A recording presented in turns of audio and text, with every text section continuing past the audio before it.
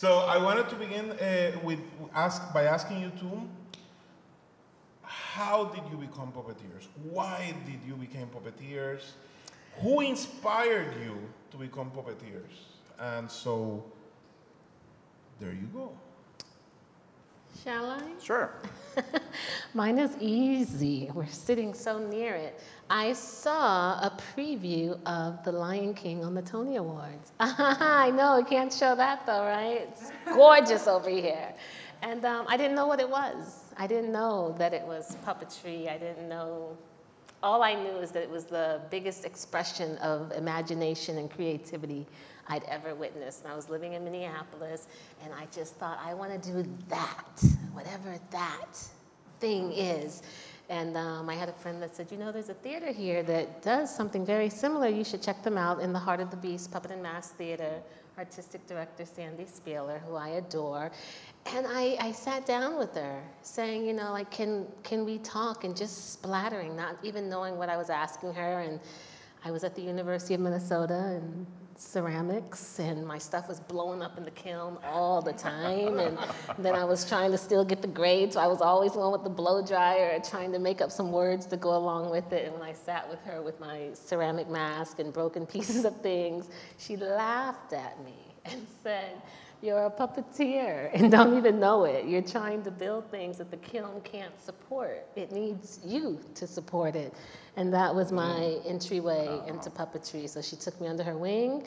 And this mask here was the very first thing I made In the Heart of the Beast Puppet and Mask Theater. And I began to be a part of shows, puppeteer, and build the annual May Day parade with them. Wow. When was this? He's an old guy. This goes inside of it, so it's meant to be warm. But that was 2005, I believe. You can see some Lion King in there. Yeah, the inspiration, right? Those rams. Yes, beautiful, beautiful. So and you, Rick? Well, I grew up with puppetry on TV. When I was a little kid, there was a lot of puppetry on TV. There was Captain Kangaroo. This gives you an idea of how old I am. Google it. Captain Kangaroo had hand puppets on it, and it was the era of puppetry on TV in a lot of kids' shows. It wasn't in my area, but Howdy Doody, who was on display right over there, was on TV regionally around the United States. Bill Baird's puppets were on TV. The first puppets I ever saw on TV were probably the ones on Captain Kangaroo. And then, a little bit later, I saw Jim Henson's Muppets on the Ed Sullivan Show. So Jim was really doing something different than anybody had ever done before. Howdy Doody is a fairly standard marionette in the European style.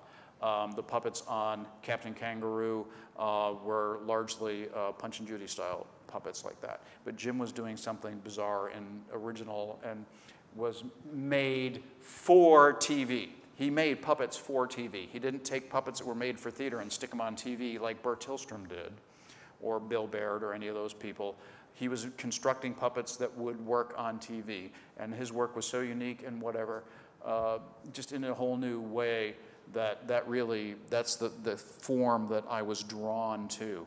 So there's really not any sort of conscious time of my life that I wasn't interested in puppetry.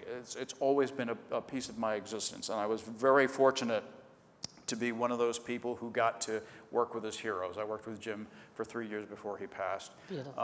So that was my journey. This is the style of puppet that I always worked in, that always appealed to me, and that I always have made my my principal endeavor. Although of course I have experience with all sorts of different forms. Wow. So you two are validating one of the arguments of the exhibition. We divided the exhibition in 3 sections, as you can see. This set, and you seem to be inspired, Rick, by screen puppets, puppets on the screen.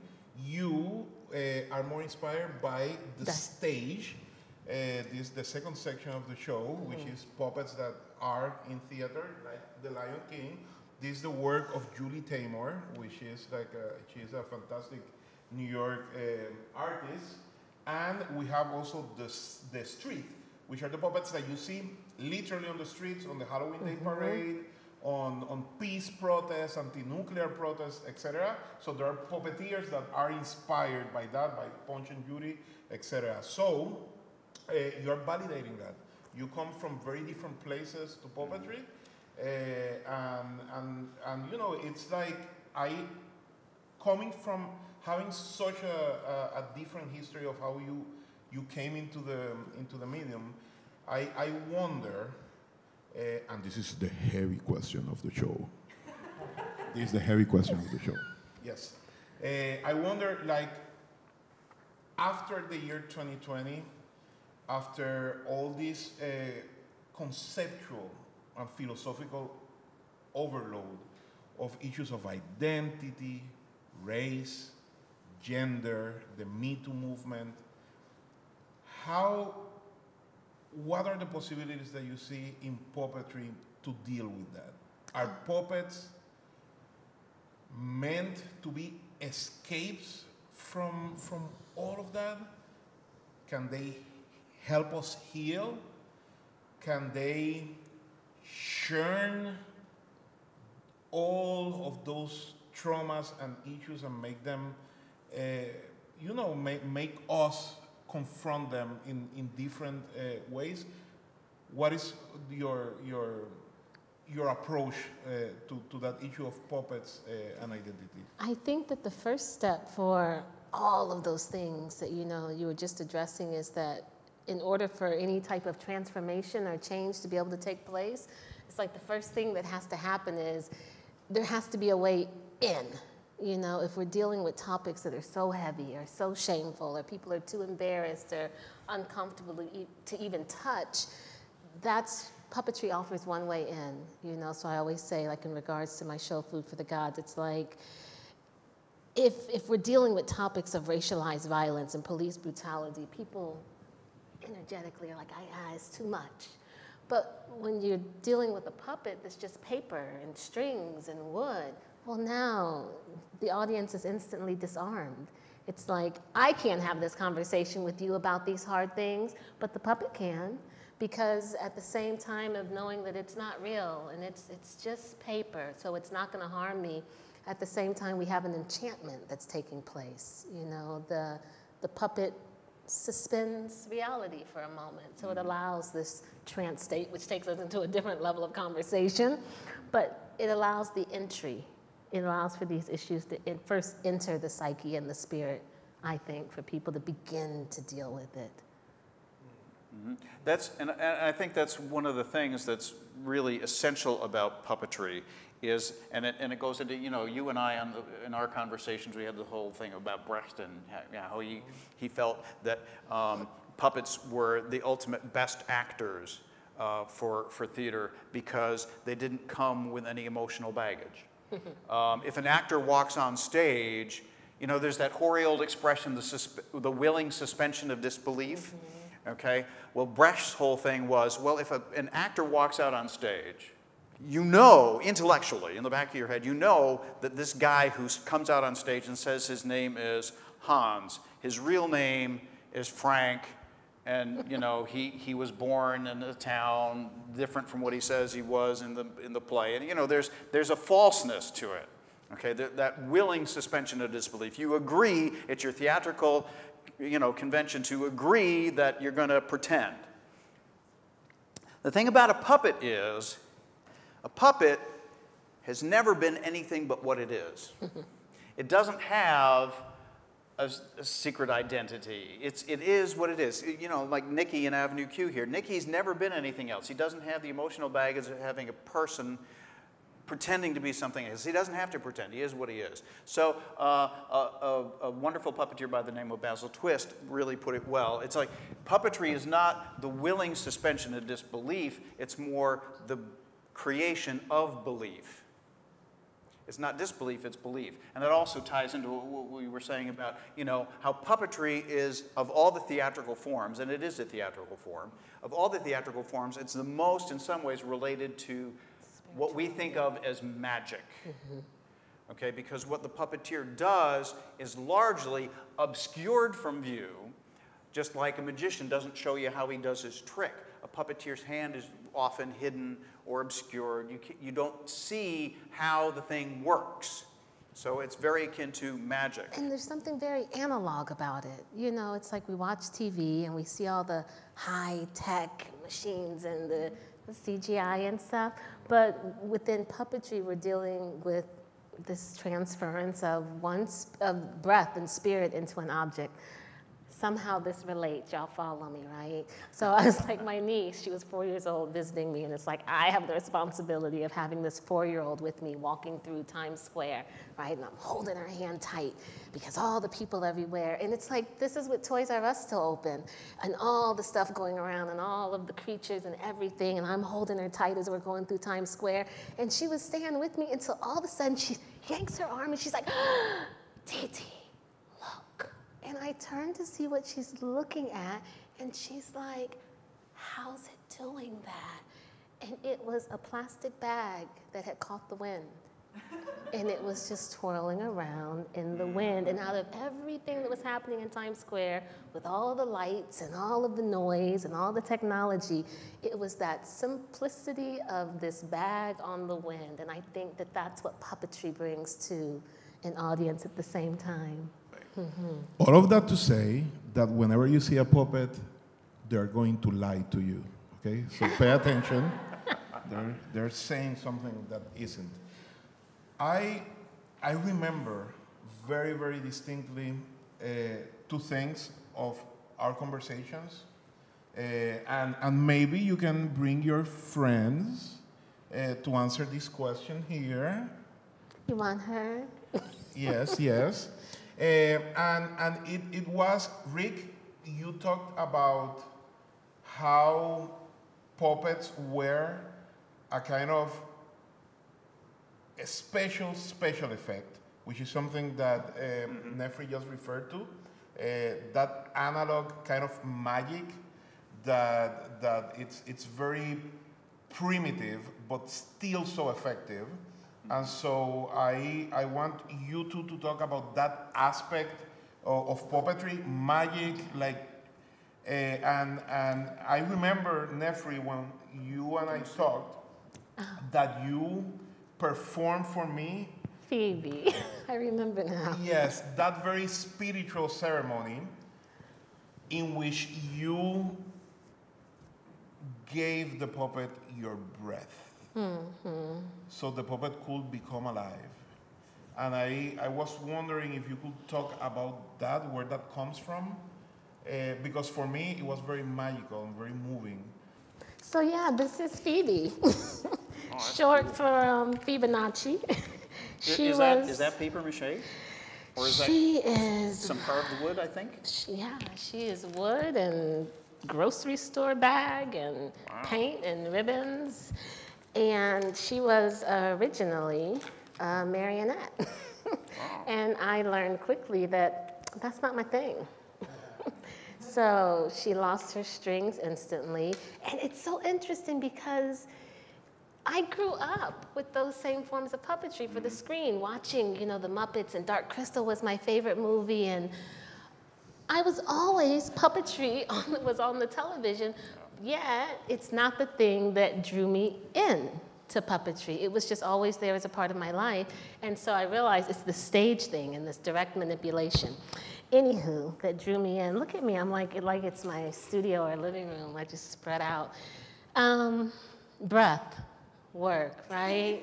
So for me, look at us, right? What keeps us alive? The thing that keeps us alive is the fact that we have breath within us. And so in the art of puppetry, it's like, how do you take this thing, kind of like us, and give it life? And you give it life through giving it breath. And so the way that I teach or direct puppetry when I am is that it's the transference of breath. You know, my life has to support the life of this. So it goes like this. There are 2 breaths. I might take 3 today, but the first breath belongs to me. Yeah, I will take 3 because I need one. The first breath belongs to me. the next one belongs to the puppet. And so that means something like this. Here's me and Mike. All right, I'm breathing.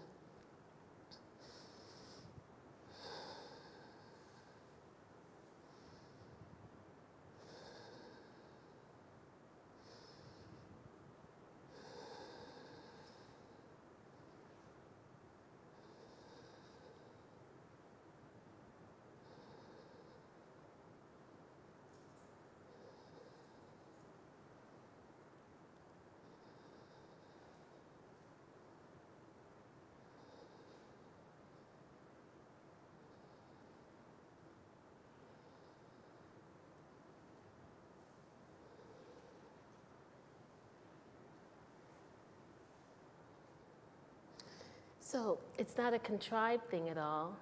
Oh, I know, right? It's so hard to watch her die. But it really is about, like, how do I maintain my breath in synchronicity with the breath of the object? And at that point, we have to ask, like, well, what's the difference, you know? What's the difference between us and this other living object now? Did you like it? Mm-hmm, yeah. Oh, good. Do you breathe too? Nope. No, huh? Just hand, just all wrist. Yeah. You're all wrist. Yeah. No, that's actually an important point. So anyway, so this is a puppet, and one of the things about this kind of puppet that was always very appealing to me is I could tell that there was an immediacy about it that something like a marionette didn't have for me. Mm-hmm. This kind of puppet is a hand. We call it a hand and mouth puppet because one of your hands operates the mouth of the puppet. And of course, this is in the sort of the style that Jim Henson codified. Of course, he didn't invent mouth puppets, by the way. People were doing it long before Jim ever did. But he's the one who sort of set the bar for how it was done. So you have one hand in the mouth and then one hand to do something else. In this case, that your hand goes into the hand of the puppet. This is what we call a live hands puppet. And to be fully operational, you actually need two people. There's another person who normally would go in this hand here. But the nice thing about this kind of puppet is you're in direct contact with it. So there's no barrier between you and the manipulation of the puppet. So it's very immediate and it's very facile. Something that's like a marionette over like how do you've got strings between you and the figure, and you're very dependent upon the forces of gravity to make that thing work. Here you're in direct contact with the puppet, and so it responds immediately to. You see what a cheap trick that is? That's just me doing this. You know? And everyone sucks it up. Yeah, and you loves it. And if I do my job right, then you totally buy that Nikki's just looking at me, you know. So the whole thing about keeping a puppet alive is, you know, micro movements, and that's essentially what we're saying is the same thing. It's breath. It's maintaining a sense of movement in the puppet that's motivated by you. One of the surest, you know, things that will negate a convincing puppet performance is an unmotivated movement. You know, one that doesn't seem appropriate. You can use that intentionally, right? Exactly. You can use a movement that is foreign to a puppet to indicate a problem or a disconnect. But a motivated movement is, you know, will give the puppet a greater sense of its own reality. And every puppet's reality is different. Yeah. I mean, that's one of the most amazing things when you, as a puppet performer and as somebody who makes puppets, you might think, well, I've made this puppet, I'm going to make another one, it's going to be, they all work differently. I mean, each puppet has its own mode of movement and its own way of movement. The difference between Nikki and Kate is extraordinary. They move completely differently. The forces that I have to bring to bear to move Kate is completely different than Nikki. Because she's constructed differently. Her materials are different. The weight is distributed differently. Just everything about her is different. Of course, this is a hand and rod puppet. Her hand is controlled by a rod that goes to her wrist. And so it's got a different scale to it immediately because I couldn't possibly fit my hand into Kate's hand. Most puppeteers not all, but most puppeteers, not so much the television types, but theatrical puppeteers, most puppeteers are jacks of all trades. They are designing. They have to be. They are designing their puppets. They are making their puppets. They're writing their stories, and ultimately they're the performer as well. So that's one of the things that appeals to me about puppetry too, is that it exercises every freaking creative muscle I have in my whole body. There's just nothing of me that isn't required when I'm doing a puppet thing. You know, it's absolutely all engrossing, and it's a delight and a challenge for those reasons. Yeah, I Sorry, remember I'm trying to move him so you can see. Julie Taymor saying in a discussion with Penn and Teller that it's the puppet theater. Puppet theater is the theater where all other art forms come together. You know, it's containing the music and the building and the props and the actors and the dance, but it's all there under that one house called Puppet Theater. Beautiful. Beautiful. Beautiful. Yes. Did that answer your question? We really went tangential. Yes. We really went into tangents there. But that's good. It's supposed to happen that way. And I hadn't thought about that consciously. About what? You know, that you can become typecasted as an actor, but as a puppeteer, I can be anything. So it's like, yeah, I can have a human figure, I can have a ram, I have a jellyfish in the bag here, and it's like I can become a giant bird at any moment. You know, we're shapeshifters. Look at us. Yeah. I wanted to ask, and before we open it up for questions from the audience, I wanted to ask you about this show specifically. So, what do you think makes New York a special city for puppetry, if at all? I think I'm a fan of New York for it being a great place of seeing things become manifest. You know, it's what I love most about the city, where you rarely run into a person and have to ask, what do? You see it. So I think that this is a place where manifesting things from ideas into reality is, I'm constantly amazed by it. I think that the world of puppetry expands far beyond what people think of as puppetry. And so with that, I can't give all credit to New York. I'm also very intrigued by what's happening in processional art, in Mardi Gras, in Carnival, and West African masquerades. And so I'm very much interested in what's happening in the world that's not considered puppetry, that is very indigenous to peoples and African peoples throughout the diaspora. But it doesn't necessarily take on the names of what we know it as. But. As I was on my way here tonight, I was coming through the subway station, and there was a guy dancing with a skeleton puppet tied to him. He was doing a Latin American dance in the subway, and I was like, how appropriate is that? You know, let's talk about your street theater.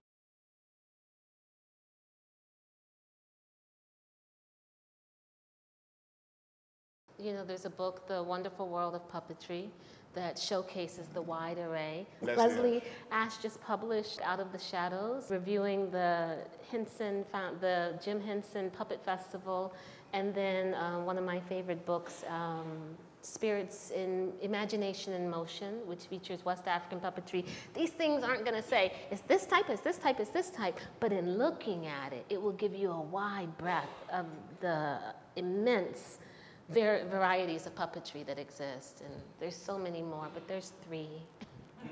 Yeah. One of the things about Avenue Q that we worked really hard on was using puppetry that was familiar to people as being a style of puppetry that was used on television and using it live on stage, and what that meant, and how the relationship between the performer and the puppet is so important and manifest in a theater piece. And it's different. We couldn't do Avenue Q on film the way we did it on stage. It's its own theatrical form of puppetry.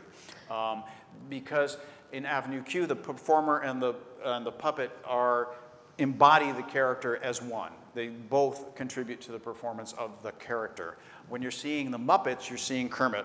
You're not seeing Jim Henson underneath. On stage, you've got 800 to 1,200, whatever, individual points of view. And they all make the decision about what they're looking at. When you're on television, there's one.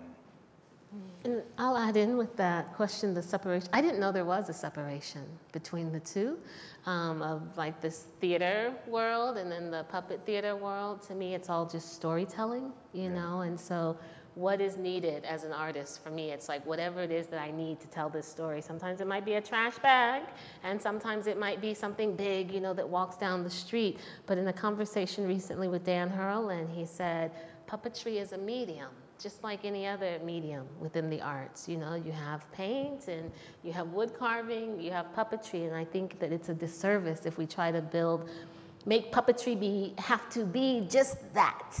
Let it be a part of the storytelling. And sometimes I might need one, and sometimes I might need 100, but it's all in service of what's the story being told, and that is theater. I do have one quick question for Nehprii. I thought it was beautiful, the transference of energy into your puppet. And you also referenced just indigenous practice in puppetry. Can you say a little bit about how that influences your work, and maybe even tease us a little bit with what you're working on next? Sure. I didn't know. You know, there are things that are also just in the DNA. So I spent a long time looking for what's the history of African theater? I was looking, you know, and looking at the history of theater, it always goes back to the Greeks or Western world, Europeans in some way, and I thought there has to be like, where are we? Where am I in the history of theater? And I was already making theater and doing things. It was just coming out of me that seemed different, you know? Not your traditional theater. I fall into the realm that's called experimental theater. But what I learned is that, I found African theater through ritual and ceremony and those type of traditional things. It just didn't have the name theater attached to it, but it was all about how do you gather a community together for a storytelling or for maintaining a tradition or for transforming a person or a spirit. And I think that's in me. You know, I have not had the opportunity yet to be on the ground in the continent in a specific way for studying African theater, but that's what comes out of my work. First and foremost, it's not the characters that are on stage that's important to me, it's the people that are in the room that are my first character, and the character that has the highest stake for me. It's the audience that comes. Yeah. Thank you. And what are you working on? Me, I'm working on,